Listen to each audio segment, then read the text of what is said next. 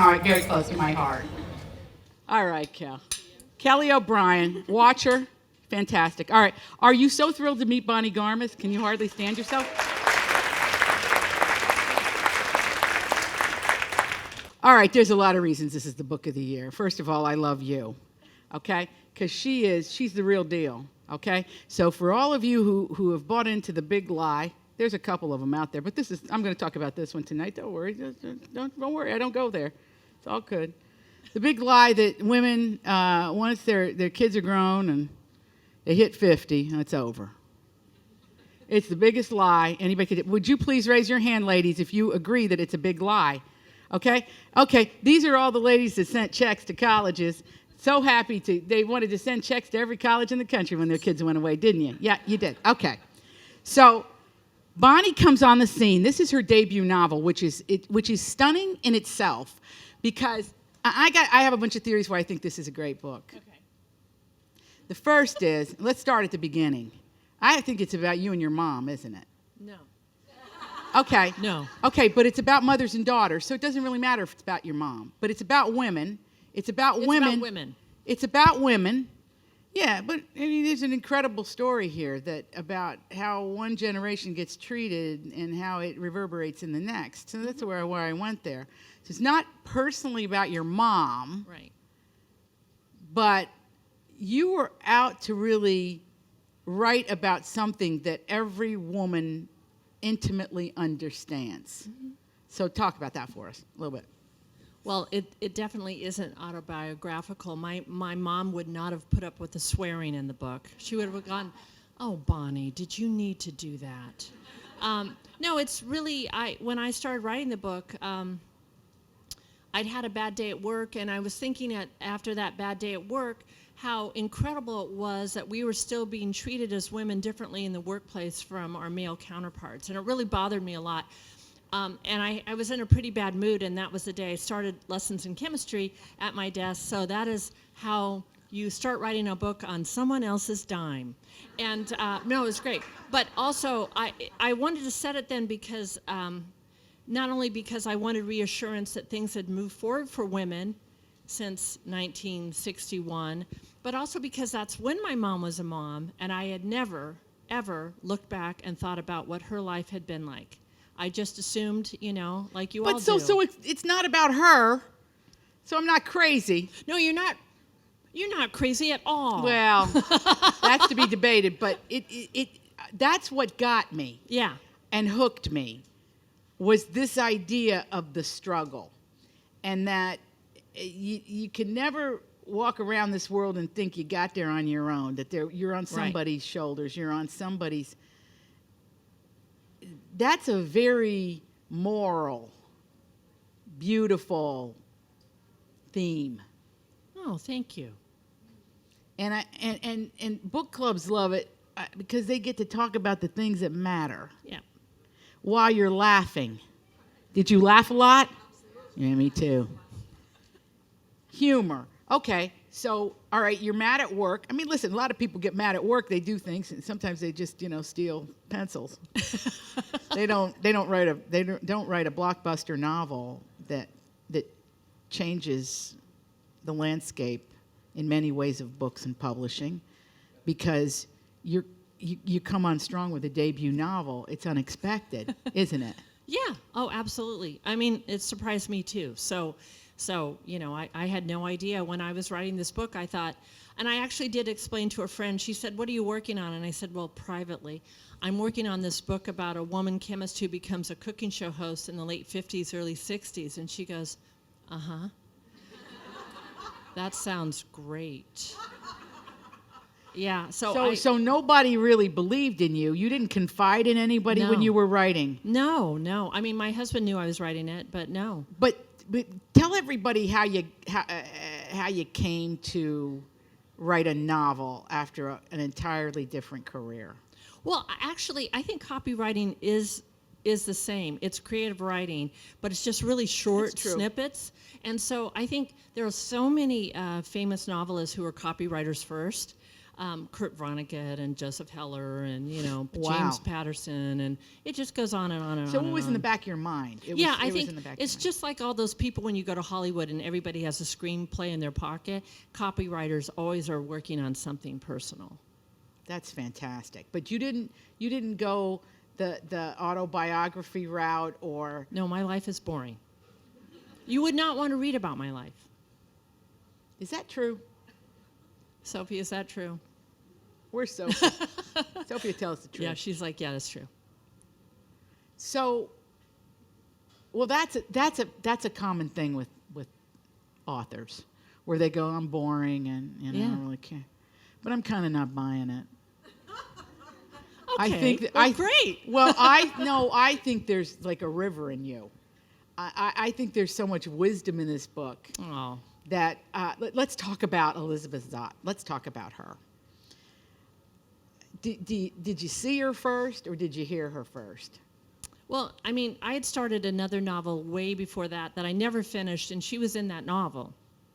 But it was only 3 sentences of Elizabeth Zott in that novel, and in those 3 sentences, I had established that she was a chemist with a cooking show and that she was deeply depressed. But I stopped working on that novel.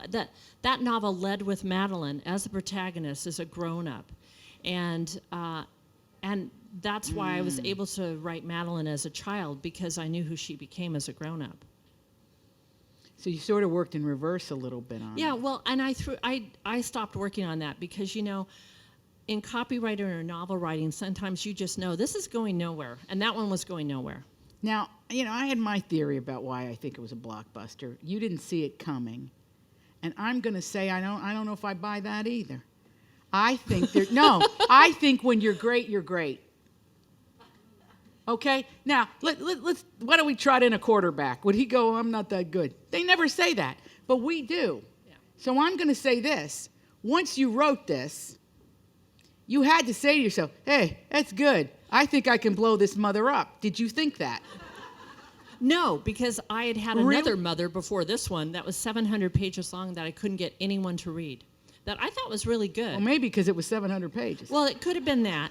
It was slightly large, and that's, I finally got one agent to take a look at it. I got 98 rejections from agents on that book, and they never requested a single page, to see a single page of it. Finally, number 98 did, and she wrote me back after reading 10,000 words the next day, and she said, wow, I love this voice, I love this, but then she was really nasty in this email, and she said, who do you think you are, writing a 700-page novel as a debut novelist?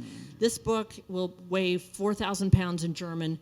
You did, this is ridiculous, you're incredibly naive. It went on and on. It was a really long email. It was very critical. And then at the end, she said, next time you write a novel, write one of appropriate length, and you can send it to me. And I never did, because this email is one for the ages. I've got to say, it was the most depressing email I think I've ever gotten. Did you write back to her and say, hey, you depressed me? No, I didn't. But you know what I did instead was I grieved for a little bit, like all that effort. Now we're getting to it. You got mad, didn't you? No, I was actually I was mad, but I was really sad. I just thought, all that effort, I think this is a great story, blah, blah, blah. And then I just stopped writing for a while, because I think that's what you do. You have to take a step back. And then I had a really, really bad day at work. And then Elizabeth Zott, I just felt like she came zooming back to me on that day.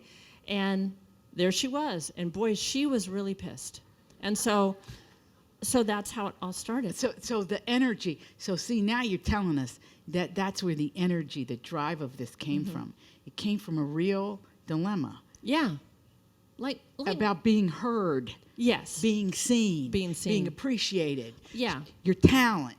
Yeah. Well, yeah, and also just allowing you to be who you are meant to be.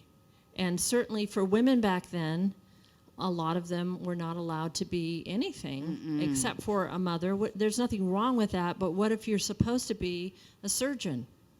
Mm-hmm. And what if you could be a mother and a surgeon? Well, exactly, because men can be fathers and surgeons, right? You know, the thing about Elizabeth, too, is that she does what she has to do to take care of her family. She does what she has to do. Yeah. And she doesn't care if people like her in particular. That's This true. was a new thing in literature. For somebody not to have to be liked. Yeah. And yet we liked her. We loved her. Why is that? Well, I think it's because there's a little bit of Elizabeth Zott in everybody. I don't think there are very many people anywhere in the world who haven't faced some pretty huge mountains, haven't had, terrible things happen to them. And you have to go on somehow. So I think the way she responds to illogical situations is just to say no. She refuses to live by society's rules because they aren't rational, and she is a rationalist. The way you wove that in there, too, is beautiful. The idea of being the scientist and then also being a person who's trying to have a voice and have her own life and take care of her family. And book clubs tell me that one of the things that they're so crazy about in this is that she doesn't wear her pain like a brooch, like perhaps I would. She leads with her determination to do the right thing by her life. But every woman in this room can tell you the moment they first felt diminished because of their gender. Mm-hmm. Isn't that true, ladies? And it probably happened with your husband 5 minutes before you got here, didn't it? Teasing you. You see, look good you got here and you got in the first row. See, you knew. Your novel is speaking to us on such an intimate level. Where we live, we call our best friends to discuss this novel. The book clubs can't stop talking about this because there's so much to talk about that we never get an opportunity to talk about. And Elizabeth unlocks us in a certain way because she's been through a lot of stuff that's horrible. Well, but she persists. Right, and my big idea with her being a chemist, what I kind of think of as a central theme of the book is that Elizabeth Zott is a catalyst. And so anyone who comes in contact with her will have a reaction and they will change. And that is the very definition of chemistry. So she doesn't change that much. Everybody she comes into contact with does, for better or for worse. Well, she's the force that moves through the novel. So let's discuss the copy editing into the being a novelist. Copywriting. Copywriting. I'm sorry. I'm sorry. It is. It's copywriting. Forgive me. It's really different. I'm not me. a very good editor. Ask any Forgive of the me. people I work with. I can't hang out with Lee Boudreau, who edits. Where's Lee? Lee know. Boudreau right there. One of our most gifted, brilliant editors in publishing. Just take a good look at her. She looks like Sylvia Sidney. If anybody knows who that is, raise your hand. No one does. Okay, great. An old movie star. All right, so copywriting is distilling. It's making whiskey out of words, right? In a certain way. Yeah, I mean, I'd use that same definition for poetry, and copywriting is definitely not poetry. But what it is it's very conceptual and very creative. You're trying to think of a way to reach people in a way that doesn't bore them and instill an idea in them. And I've written a lot of speeches, and I think that also is a form of copywriting that I really used to enjoy sometimes. But speech writing, it's like writing Elizabeth in a certain way. You had to have the voice. You had to hear her. Well, yeah, and when you're writing speeches for a lot of different people and they have trouble being slightly entertaining, then you really have to get their voice and amplify it in a different way. So, but she doesn't. Would you say when you were writing Elizabeth, was she like a constant companion to you, or did you? Yeah, they all were. I mean, yeah, definitely. You know, she came first. She was the voice. I could hear her very clearly, and then everybody walked on stage, one after the other. For you and for, you have a beautiful daughter, for the intergenerational aspect of this, did the intergenerational, was that a goal? Was that something you were reaching for, or did it just come naturally as Elizabeth appeared on the scene? Well, I think it's just natural. I mean, we all live together. It's not like we all live by age group or anything. You know, I think the women who came before have impacted all of us in a certain way, and this is an acknowledgement of that, of what those women had or went through. But yeah, no, I think I wasn't planning to do, you know, trying to reach an intergenerational audience. I was just trying to write a good story. But even tonight, when we were walking in, there's mothers and daughters reading this book together. Yeah. That's got to be thrilling for you. Well, it's incredible. It's an incredible honor. It's a real privilege to see that happening. And I'll say this, you know, there are a lot of men reading this novel now, and I'm very grateful for that. And not only that, there are a couple boys' schools in London. This novel has been assigned to them. And I get these direct messages from these kids all the time, these 14-year-old boys, and they're just delightful. I mean, they're hilarious. They're like, yeah, the one I love the most said, "Dear Bonnie Garmus, I read Lessons in Chemistry, and it was way better than Lord of the Flies." So, you know, they're just See, that makes you happy. And Yeah. also, you know, think about it. Think about the world that they're getting a peek into that they wouldn't in school. That's ever, it. ever. What would they read? The Right. Outsiders? No. Yeah. This is brilliant. It's a brilliant choice. Well, you know, it's nice to see them reading a book about women and going, wow, that doesn't seem fair at all. And actually, this one kid wrote me and said, you know, I heard my dad talking to my mom in a way that I think Elizabeth Zott would not approve of. I love that. Yeah. So literature, all right, what does it mean to you? I mean, I can only imagine. But I would love to know how you've been feeling. Book riding the New York Times bestseller list for 41 weeks, over 1 million sold in hardcover. This has to be, it's got to feel like you're in you're a balloon floating over the atmosphere here. Well, yeah, it's completely surreal. I never saw any of this coming, and so I'm surprised every week. It just doesn't seem possible, honestly. But then, you know, I talk with people all over the world nearly every single day because this book has been published in 40 countries, and it is amazing to me to speak with people all over the world. That's a real privilege, and talk to women in India and women in Turkey and women in. I was just in Dubai, and I spoke to a huge number of women who are wearing burqas and talking about women's rights. It's really a pleasure, but it's an honor to talk to these people, and find out that we are all exactly alike. Honestly, what we all have in common is exactly the same thing, and we all want the same thing: safety, security, et cetera, et cetera. The ability to live your life, to do what you want to do, Yeah, to accomplish what you want to accomplish. Right. What do you think the biggest obstacle for a woman is now? The biggest obstacle, Well, if you had to say what it was. I think we live in a society that is still governed by myth. You know, this whole idea that somehow women are less capable or weaker in any way is simply not true. When you hear someone say, well, you know how girls are, that's part of the problem. If you hear someone say, well, that's how boys just are, that's not true. And yet, we've all memorized those things because that's how we were taught. And when you pass that message on to your kid, they're going to pass it on to the next generation. So that's what I see as a problem with society. Elizabeth Zott would never say that's how girls are. Never would say that. How, besides writing a great blockbuster novel that husbands and wives and kids and partners can share with each other, how do you solve the dilemma? You know how I think you solve it is through education.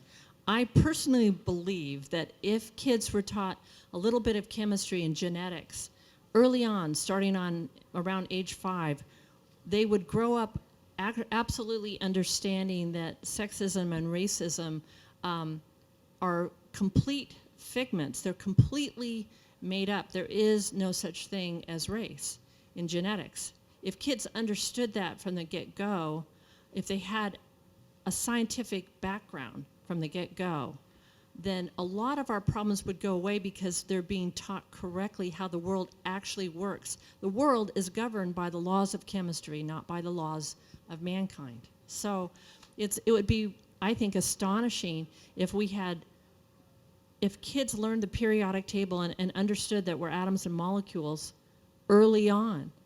I think that maybe we would stop treating each other so badly, because we really are 99.9% the same. In any category, you're Yeah. right. So if we looked at the world like a chemist, how do we fix it like a chemist? Well, Elizabeth Zott is a chemist, and she's a rationalist. So I think I don't know. I think our society is so irrational. It's just amazing. You know, every time you hear another fake news report, and you don't know if it's fake. It's a really hard place to be. So fixing it, I think, honestly, always has to start with education.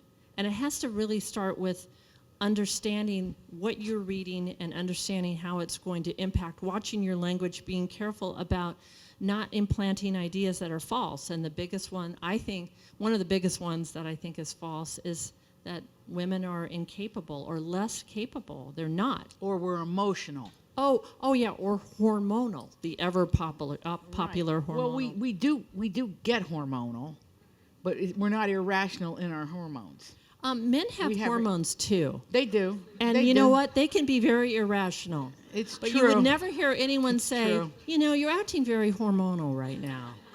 That's right. We get pinned with that. Right, exactly. But That you would is know this if you had a science education at age 5. You would know. Yeah, you would, because by the time they really drill it down and teach it to Right. you, you're already wanting to be something. Exactly.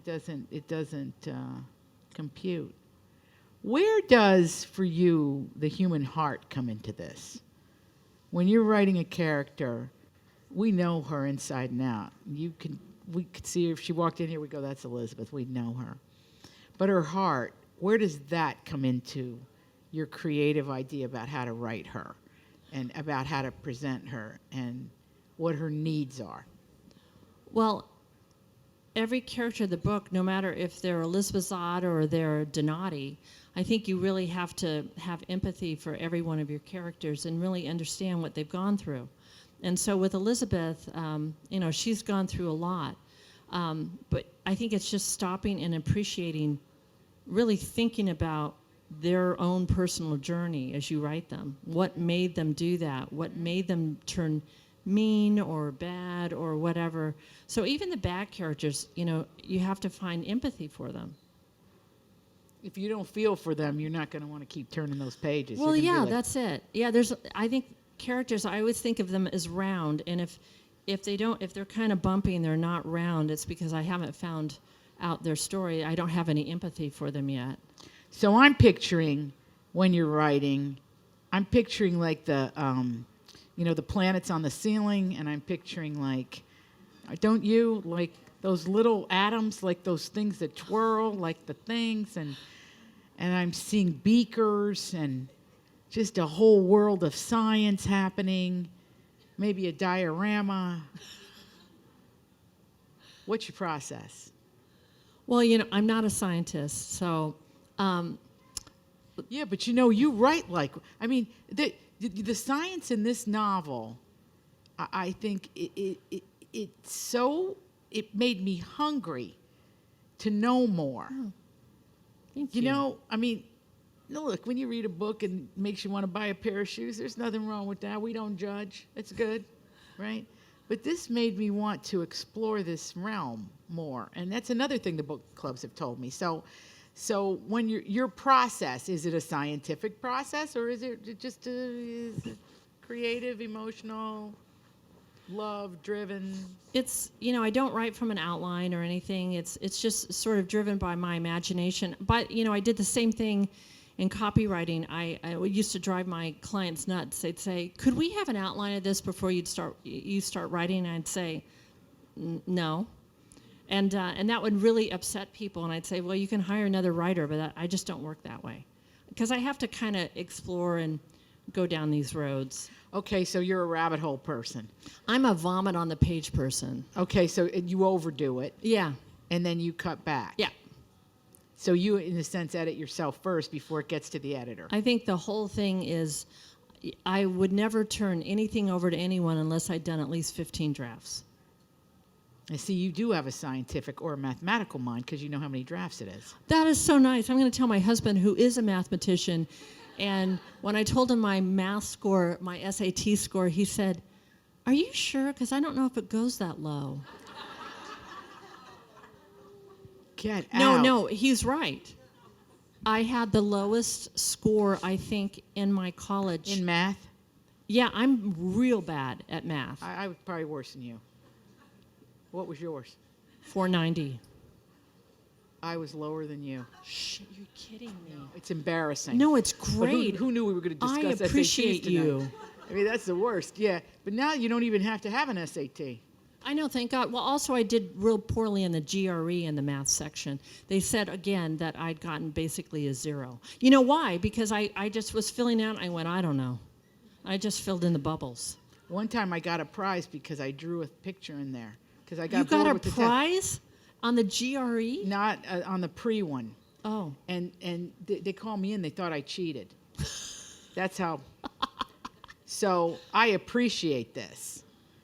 You could be rescued by a great book. You can be inspired by a great book. This book made me want to read it again. Oh. Didn't it make you feel that way? Thank you. Thank you. See? I never want to read it I told again. you there's a lot of love in Eastchester. So you grew up with, this surprises me, in California. Well, until age 13, yeah. Yeah, but that's your formative years there. Right. And then where did you go? South America. Wow.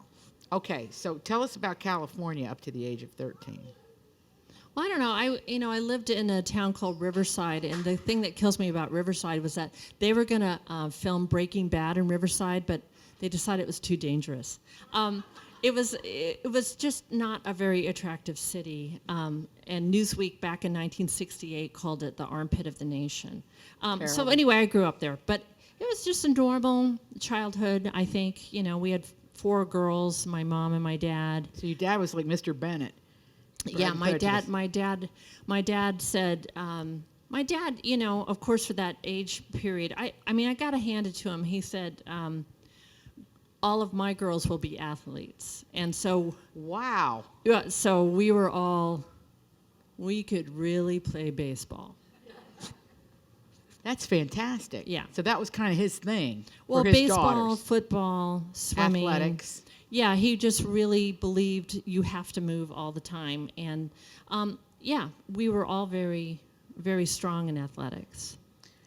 So his view of raising girls was to empower you physically. Yeah, but then there was nothing for us to join. I couldn't play baseball. In fact, my dad used to coach Little League boys, and he was having a hell of a time getting them to swing through. And so I was 6 years old, and he said, "You better come to practice with me and show them how to hit a home run." And I went, "Oh, that's going to go well." So, he's pitching to me, and I just kept hitting them out. And he said, "See how she's using her body, hitting them out." And the boys were like, anyway, it was mutual. I was like, boy, I hate these guys. And they hated me. So that's where the whole rowing thing came from. Well, my dad didn't row, but I like water. My dad was really a swimmer, and he taught me to swim at a very early age. He threw me in a pool when I was 9 months old. And you swam. Obviously, you're still here. I think he had to get me off the bottom. My mom was really upset. Yeah. You have no memory of it. No, I don't. I do Thank have a God. picture of me in midair. Wow. Yeah. So I'm gonna guess he wasn't somebody you could go to with anything emotional. Well, not, he was a really great man, but no, he thought emotion made you weak. So But that's how I'm that's getting how a whole men, thing here. Maybe he raised you like sons. I think that's how boys were raised to think emotion was a weakness. Well, I always say this, and I'm looking at some male authors' names over there, and somebody will say, what is it that drives the men? It's always a very simple answer: competition. Yeah. But the women shy away from it, don't they? I don't know. Don't we? No? Oh, come on. I never have. I think, I don't know, maybe because of my dad. Well, but, I'm trying to get to that. all right. I'm kind of setting you up. Oh. So I want people to understand, as much as this is all a surprise to you, you're skillful. You're brilliant. Yeah, I know, you're very self-effacing, and that's good, because we wouldn't like you if you weren't. But, and we want to love her, don't we? Because we already love your book. But you got that thing. You're driven. You're driven so much that you wrote a 700-page novel and then you went to this, and she came to you, and you pushed it. And make no mistake, from the get-go, from the moment this was published, you pushed this in a beautiful way. By that I mean, you got it into everybody's hands. That's, I think Doubleday had something to do with that. where's Todd Dowdy? Yeah, they did. I absolutely think that they did. But it has to, if it's not in you, it's not going to be in Todd. It's not going to be there. It has to be there, or your editor. And I guess I know that there's a lot of folks here that write. How important is that, to stand behind, support, and push your own material?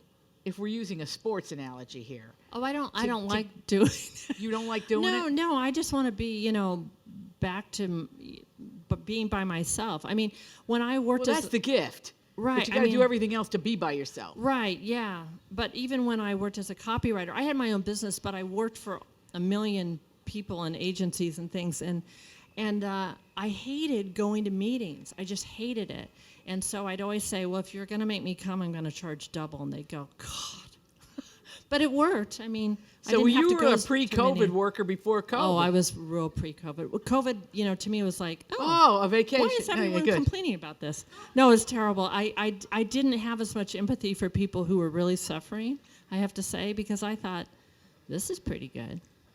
Was this the first title you came up with? No, my title was Introduction to Chemistry, but I have a brilliant agent, and the night before it was released to Frankfurt, it was slotting into nonfiction, and she called me in a panic, and she said, we've got to change this title right now. And I said, okay. And she said, how about Lessons in Chemistry? And I said, okay.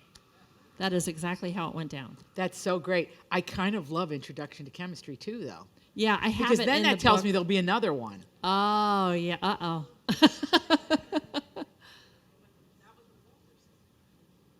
Right. What's that? That was what Walter said at the end. Mm-hmm.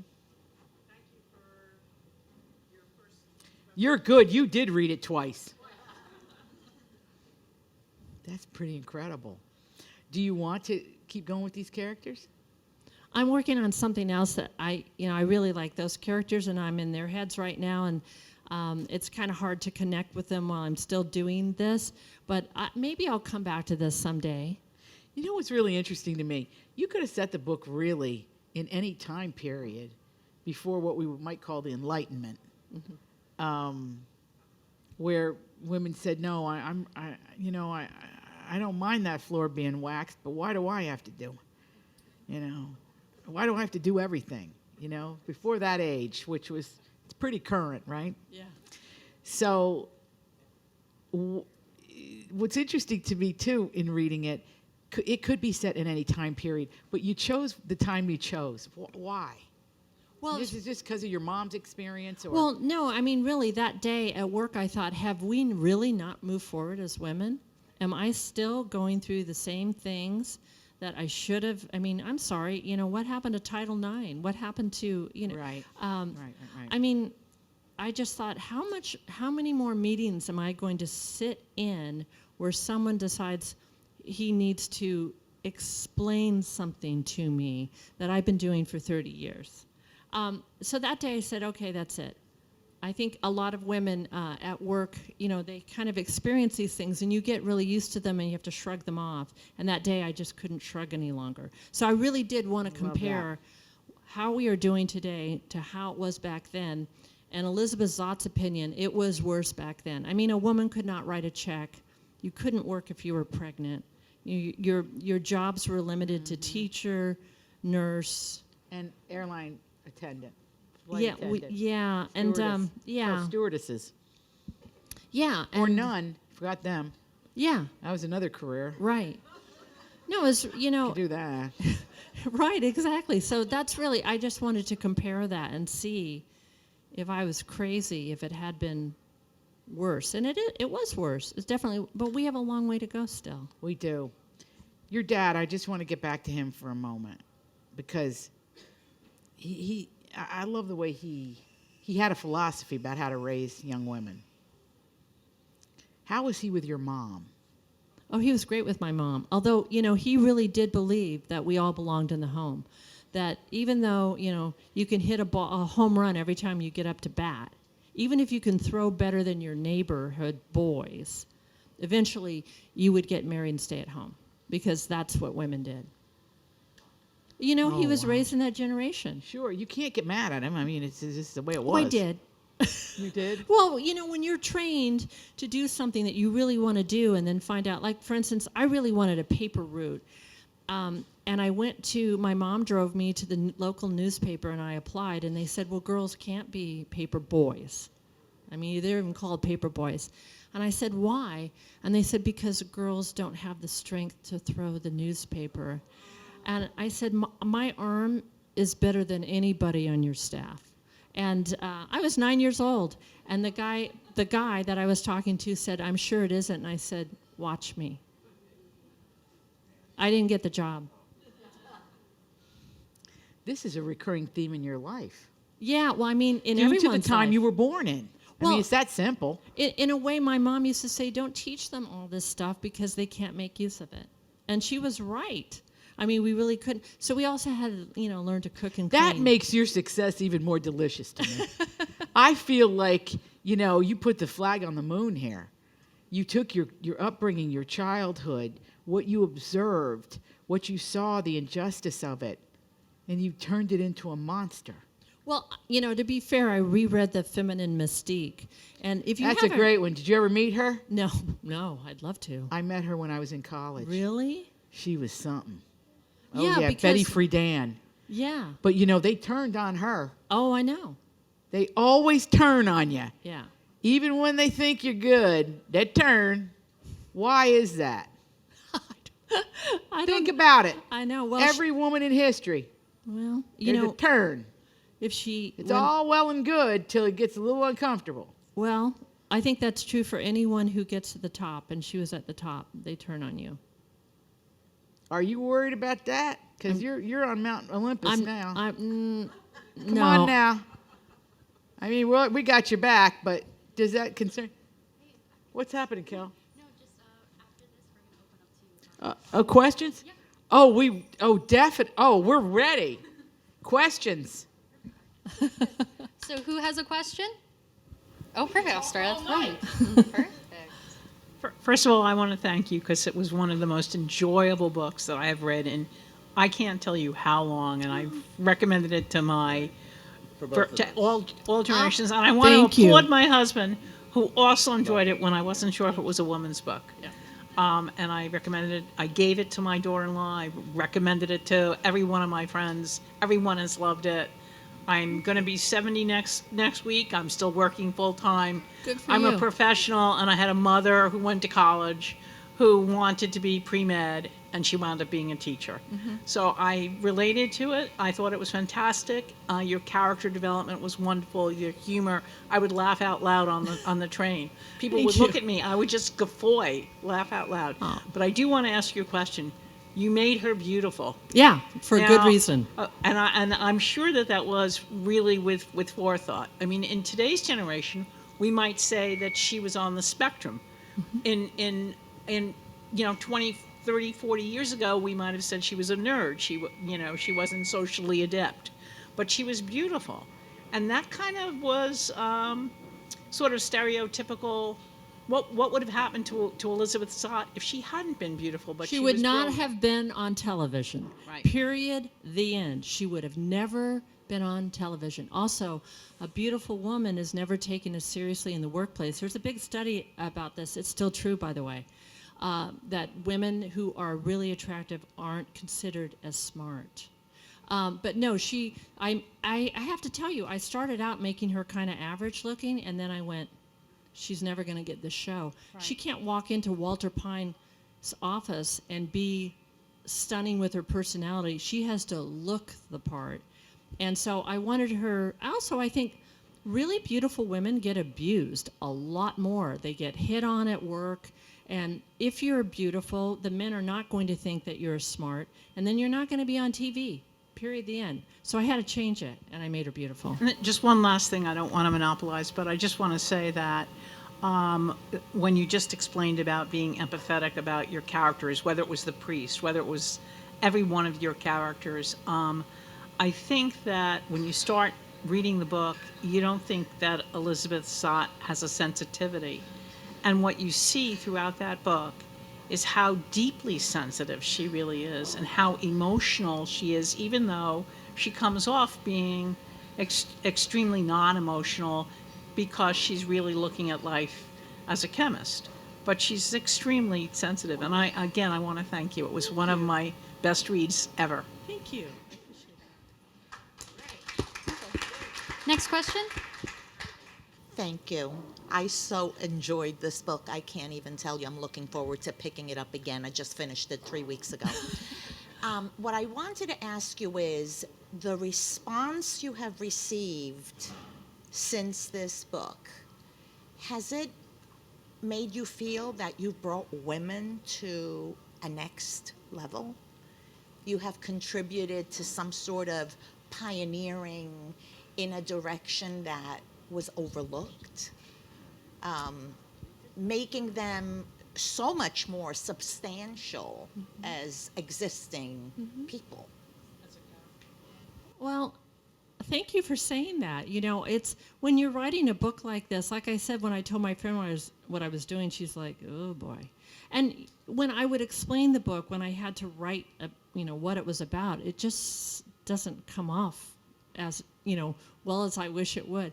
So to be honest, I was really writing about things like I always do. I only write about things I truly care about. And I truly, truly care about. I have 2 daughters. I don't want them to live in a world where women are still paid less or treated badly. I just don't. How do you feel with everyone's reaction to this? Well, this is huge. It's astonishing to me. It really you is. seem so humble. That's the part I think that you get 98 rejections. You get pretty humble. I think publishing's really hard, and I think for me, the craft of the book is the most important part. I don't think it doesn't matter what the story is. If you don't tell it well, no one's going to pick it up. So for me, I'm not a perfectionist, but I can tell you right now, there's some parts here I'm desperate to rewrite because I'll hear them or I'll see them and I'll go, oh, not the rhythm's wrong or whatever, and it pains me. But that's just the way I am. It was always the same in copywriting too. Well, it's like one of the most perfect books. Thank you. I feel. Hi there. I want you to speak about Mad, because we haven't talked about her at all. She was 4. I'm a child psychologist, so I wondered about 4. Yeah. But she was probably my favorite character. I loved Elizabeth, but I like the kids. But speak about her and where she came from and how you worked with her. Well, like I said, I started another book where she was the main character, and she was kind of intriguing to me because I knew who she became as an adult. And so when I decided to when Elizabeth Zott decided she was the protagonist that day, I instantly saw who Madeline was, because she is a child raised without limits. And I really thought how astonishing it would be to write this child who is raised by someone who doesn't believe in societal myths. What would she be like? What would she say? And then she has a very special relationship with the dog. He starts communicating with her early on. So I think writing her was really fun for me. She's a lonely child too, The book is really full of misfits, and I think that pretty much describes everybody, right? Because how many of us feel like we fit in? I think, mostly we have trouble with that. Anyway, I'm delighted that you liked Mad. I really enjoyed her, and she's really cute in the series. 2 questions. The novel you abandoned, Madeline's an adult. Was she pursuing chemistry? Was she trying to understand her dad? I can't tell you that. Dang it. Do you have casting approval on the show, and does that include the dog? I don't have any casting approval. The show is already wrapped. Yeah. It is done filming. No, I'm a co-executive producer of the show, but that means a co-executive producer means you do nothing. And it's really great. I mean, it's terrible in a way because you don't want to do nothing. You kind of want to go, let me fix that script for you. Let me fix all of the scripts for you. But you have to give up this child. You have to let Hollywood do their job. My job is to create something that you can imagine in your head, and their job is to visualize it for you. So the way you've seen Elizabeth Zott may not be how she turns out in the series, or she may be exactly dead on. I don't know. So it's interesting to me because I've talked with so many groups around the world, and I had this great discussion with these Korean women who actually said, so Elizabeth Zott's Korean, right? And so is Walter. Well, they're all Korean, right? Because this is so Korean. And I thought, wow, I thought, sure, she's Korean. But I've gotten that from other nations as well, and I think that is a sign of universality. It's a universal character, and we resonate with her because we've all struggled. All of us have struggled somehow. So, yeah, I don't know if that answers your question, but that's really how I think about it. Perfect. Any other? Perfect. Right in the correct. yeah, I'll go into the back and then I'll move forward. So despite being a cat person, 630 it was one of my favorite characters in all the books I read last year. So I was just curious why you decided to write from a dog's perspective and how you did it. I didn't plan to write from a dog's perspective, but he started thinking out loud on the page. And honestly, I was really pretty worried by that because I didn't want to have magical realism in the world. And then I thought, you know what? Animals actually do think. Of course they think. And the 630 is actually based on my old dog, Friday, who's now gone. But it's the only character in the book who is based on something real. And so my dog was just brilliant. And we'd gotten her from a shelter, and she had been very badly abused. Her previous owner went to jail for what he did to her. And yeah, it was terrible. But, we brought her home. My kids picked her out. I would have never picked out this dog. But my kids thought she was adorable. She had 2 kinds of mange, no teeth, horrible marks all over her body. And she came home with us, and then we found out pretty quickly that our dog was probably the smartest family member. And she would sit at dinner with us, and instead of just laying there, we would talk, and then she would go like this from person to person and concentrate on our lips. She was obviously reading our lips. Anyway, she did know a lot of words. We did not teach her those words. She listened and picked them up. This was a dog with true empathy. She used to let our hamsters sit on her head. I mean, we have pictures of this. She was just the greatest. But anyway, she was so smart that when we were transferred abroad to Switzerland, Friday learned German. I'm not even kidding you. She learned German. She had to take a test in German for an hour, and she got 100%. And not even the Swiss or German dogs get 100%. Yeah. So this is going to be the last question before the signing. So here we go. Right. She beat me to it, asking about the dog. I loved everything about the dog. The dog's a misfit too, and just fits right in. That's right. Well, I think, all of the characters share one central trait, which is that they've all failed somehow. Right. And I was just going to ask, how did you come about with the name 630? Well, 6 is an important number in chemistry. It's also, it has to do with moles and things. But I thought 6 6:30 was just a little bit better than 6. And we have supper at 6, but 6:30 is kind of the heart of the novel, and he's just a little bit better.